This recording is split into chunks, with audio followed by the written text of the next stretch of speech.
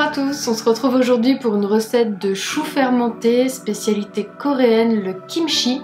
Donc c'est un chou fermenté épicé qui, en plus d'être délicieux, va vraiment contribuer à la santé de l'intestin. Donc aujourd'hui, il y aura deux choses importantes à noter. La première, c'est qu'il faut utiliser donc du sel non iodé pour préparer le chou fermenté. Quand je dis non iodé, j'entends par là sans iode ajouté. Donc du sel de cuisine, du gros sel de Guérande gris qui n'a pas été transformé. Ça, c'est vraiment l'idéal. Deuxième chose, donc moi j'utilise un set spécial de fermentation, donc c'est un bocal de fermentation de la marque Kilner. Donc c'est la première fois que je vais les tester. Je pense avoir vu un petit peu grand en termes de contenance, parce que c'est un 3 litres. Je vous montre comment ça se présente. Donc c'est vraiment un gros bocal.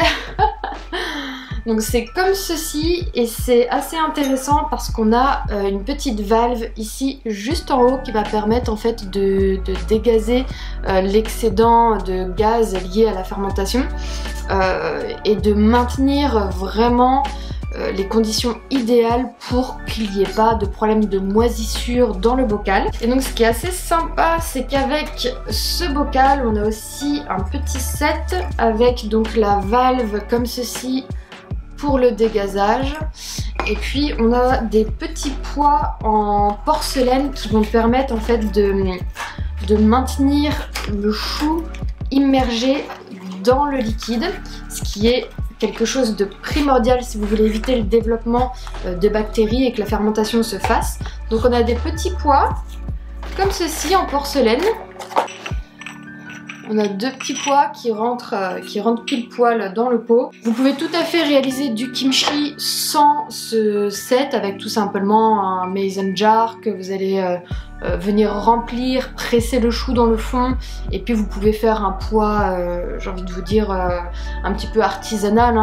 Mais voilà, moi j'avais envie de tester quelque chose d'un petit peu plus technique pour voir s'il y a vraiment une différence. Donc c'est parti, on se retrouve tout de suite pour la recette.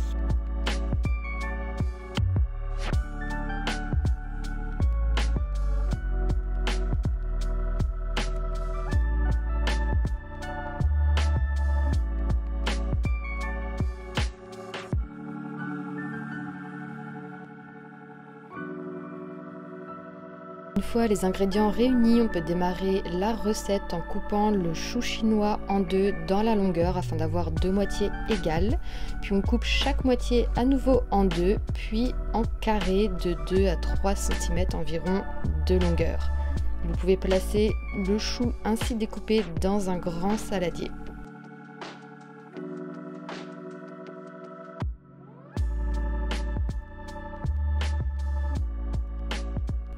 On vient ensuite ajouter le sel sur le chou découpé et on va venir masser, malaxer le chou à la main afin d'en extraire un maximum de liquide. Cela peut prendre quelques minutes.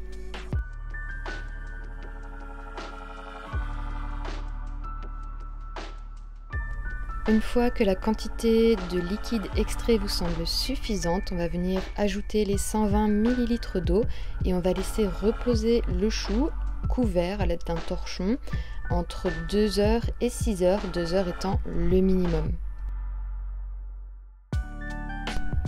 Pendant que le chou repose, on peut venir préparer la pâte de piment. Donc j'ai épluché l'ail, les échalotes et le gingembre que j'ajoute dans un blender avec le sucre, le gochugaru et la sauce soja. Alors j'utilise un blender ici, mais si vous avez un robot mixeur, je pense que ça sera plus adapté. Mais si jamais vous le faites au blender, vous aurez peut-être besoin d'ajouter un petit peu d'eau si ça colle un petit peu trop dans le fond.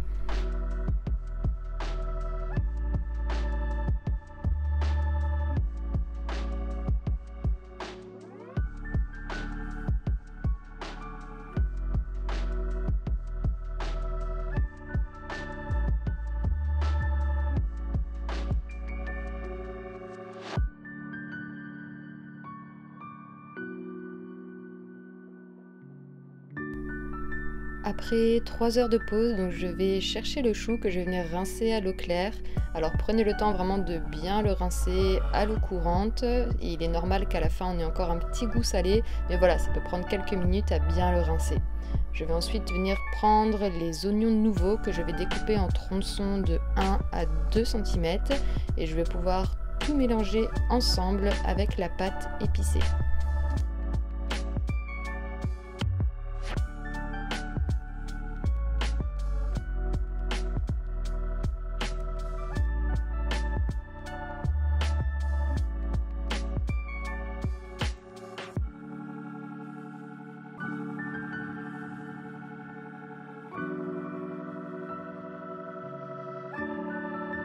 C'est l'heure enfin de la mise en bocal pour la fermentation. Alors je vous conseille de faire comme moi et de bien nettoyer le pot à l'extérieur et à l'intérieur pour éviter des moisissures tout simplement.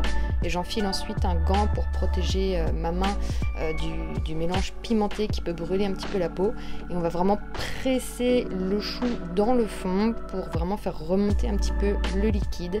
Donc prenez le temps de bien presser dans le fond pour avoir à peu près cette consistance.